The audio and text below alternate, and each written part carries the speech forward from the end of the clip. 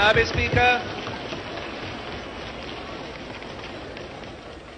Speaker, अफसोस से कहना पड़ता है यह आज मेरा मेजन स्पीच है नेशनल असेंबली में। ये जो दो बड़ी जमातें ने आज हरकत किया है, मैं समझता हूं कि पाकिस्तान की अवाम इस तमाशा को पसंद नहीं करते होंगे। जितना पैसा खर्च किया गया इस इलेक्शन में, जितना खून दिया गया इस इलेक्शन में, हमने उन अवाम को मायूस नहीं करना था। और आज का जो एहतजाज है, एहतजाज जमहूरी हक होता है, मगर मैं समझता हूं कि ये एहतजाज जो ट्रेजरी बेंचेस से भी हुए हैं, ये भी नाकाबिल कबूल था। और मिस्टर स्पीकर, मैं एक्सपेक्ट करता हूं कि आप अपना हाउस को आगे जाके ऑर्डर में रखेंगे।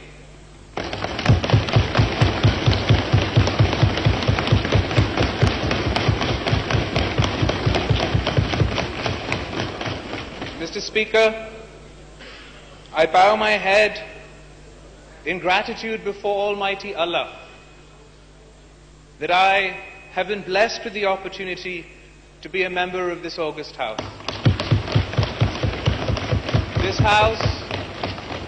This house is the supreme institution. It is the mother of all institutions. It is the repository of the will of the people of Pakistan. The very foundations of which, from the foundation stone to the 1973 Constitution, were put in place by Qaid-e-Awam Shahid Zulfikar Ali Bhutto. Where Shahid Mohtarma Benazir Bhutto served as both leader of the House and leader of the opposition, the first female Prime Minister of Pakistan and the first female Prime Minister in the Muslim world.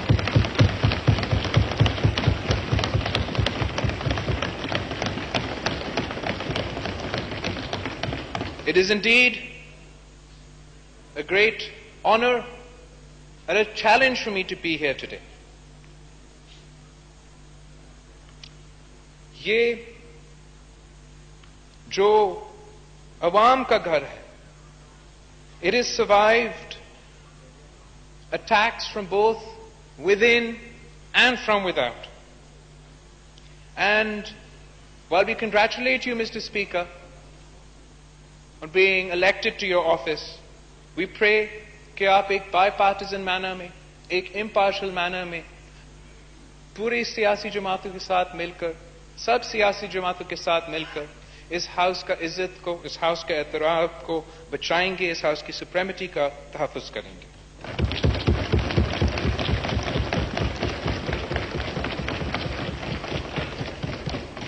Mr. Speaker, I would like to start by paying tribute to Shahid Haroon Bullo and the 20 martyrs of the Peshawar attack. I would like to pay tribute to Shahid Siraj Raisani and the 128 martyrs of the Mustung attack. I would like to pay tribute to Shahid Ikramullah Gandapur. I would like to pay tribute to the 32 martyrs of the election day Quetta attack.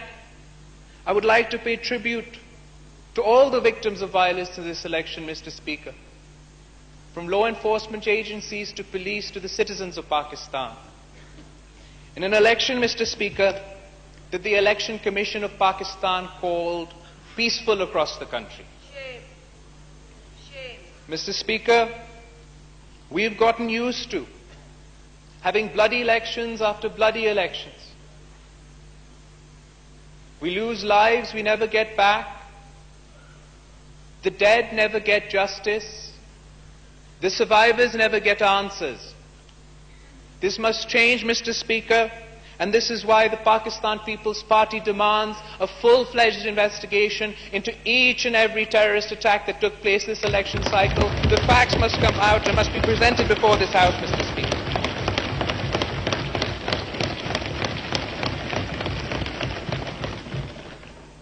Mr. Speaker, the 2018 general elections have showed us that we have not learned from history, that elections are still manipulated, that there's no level playing field.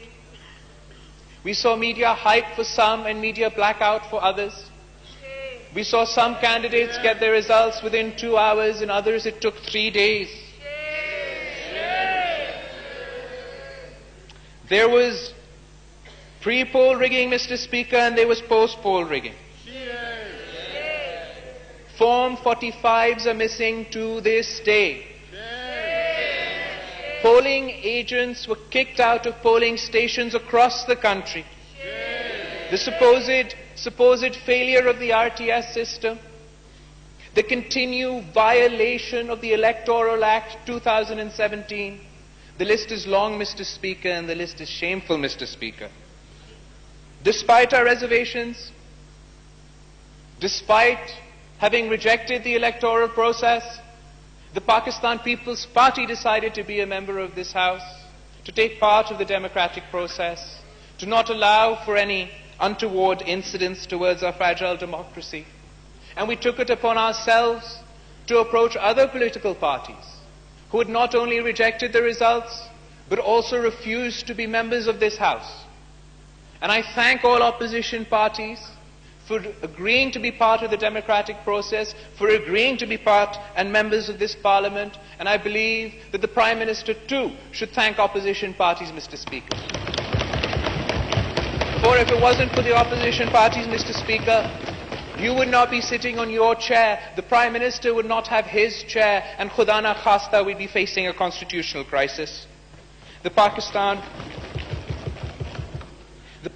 People's Party has always preferenced parliamentary supremacy, always guarded democratic rights, but this does not mean that we will let anyone get away with the discrepancies of this election, and we therefore join all other opposition parties in demanding a parliamentary commission to investigate these discrepancies. This commission should be formed with members of both houses of the National Assembly and Senate of Pakistan. Let the truth come out, Mr. Speaker. And it's beyond just accusations of election rigging, Mr. Speaker. We must assess what it has cost for Khan Sahab to take this space today. Because it has cost us dearly, Mr. Speaker. We've compromised on our democracy.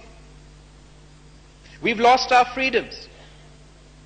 Freedom of association, freedom of dissent, freedoms of the press. We've compromised on our fundamental human rights, Mr. Speaker. We've ceded space of this Parliament. We've weaponized 62 and 63. We've mainstreamed extremism. We've exploited religion for political gain. We've pitted one Pakistani against another, Mr. Speaker. And worst of all, we've taught an entire generation of Pakistanis that might is right. I hope, Mr. Speaker, that the price we've paid is worth paying, because we'll be paying this price for generations to come. In addition to these challenges, Mr. Speaker, in addition to these democratic challenges, Mr. Speaker, our country faces many problems. Our Prime Minister-elect has promised to deliver a roadmap within his first 100 days. I look forward to seeing how he will create 10 million new jobs, build 5 million new homes, end poverty, end corruption, end our water crisis, reinvigorate our industries, support our farmers, and lest we forget, create the South Punjab province.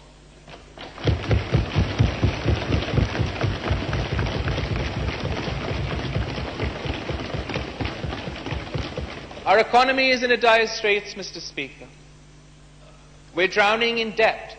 We have an economy that works for the few and not for the many. It is in need of radical reform. I'd like to remind the Prime Minister-elect of some of the promises he made.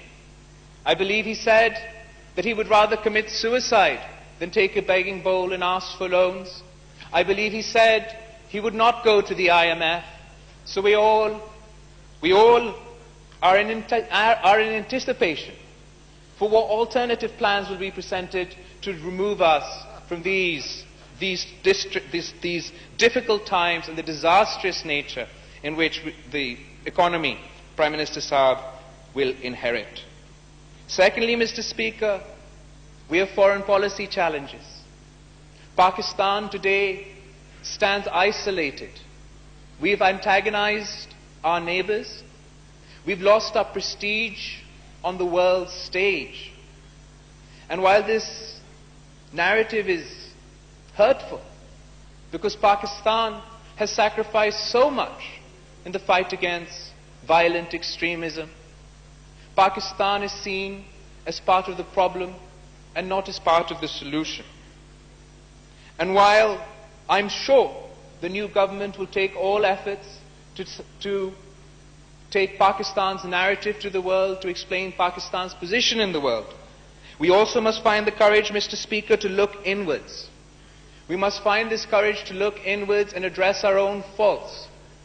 If we do not find the courage to confront violent extremism, it will not only have consequences for our foreign policy, it will not only antagonize the world at large, but it will damage the future coming generations. It will damage the future of our coming generations in Pakistan. It should be the incoming government's top priority. I believe that the government is committed. I believe that the government is committed to implementing the National Action Plan, and the opposition will hold them accountable to that promise. However, Khan Sahib got here, Mr. Speaker. He is now to be the Prime Minister of this worthy nation. The people of Pakistan are looking to him to solve their issues through us, the democratically elected representatives of the people. मैं वज़ीर आज़म elect को मुबारकबाद देने के साथ साथ ये याद दिलाना चाहूंगा कि वो किसी मखसूस जमात का वज़ीर आज़म नहीं है, वो पूरा पाकिस्तान का वज़ीर आज़म है, हर पाकिस्तानी का वज़ीर आज़म है. He is also the Prime Minister of those Pakistanis he calls Zinda Lashe. He is also the Prime Minister of those Pakistanis he called donkeys. He is also the Prime Minister of those Pakistanis he referred to as goats and sheep. वज़ीर आज़म पाकिस्तान की हैसियत में mister speaker, वज़ीर आज़म पाकिस्तान की हैसियत में mister speaker, मुझे उम्मीद है कि खान साहब माजी के नफरत अंगेज सियासत से गुरेज करेंगे, अपनी इंतहा पसंदी की सियासत से गुरेज करेंगे और जिस इंटॉलरेंस की कल्चर को आज तक फरोग देते आए हैं उसको दफन करके पूरे मुल्क को साथ लेकर चलेंगे.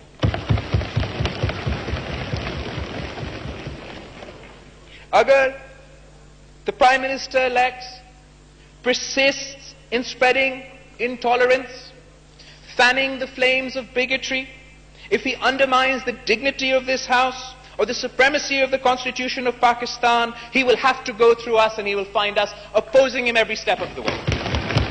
Because the Pakistan People's Party has never and will never compromise on the interests of the people of Pakistan, compromise on the interests of democracy, or compromise on the interests of this great country.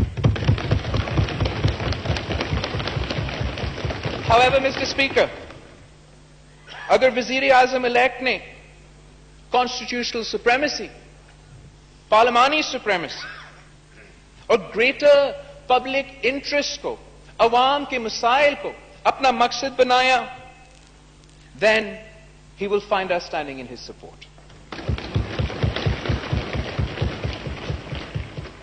Finally, Mr. Speaker, I'd like to thank and congratulate the Prime Minister-select and wish him good luck.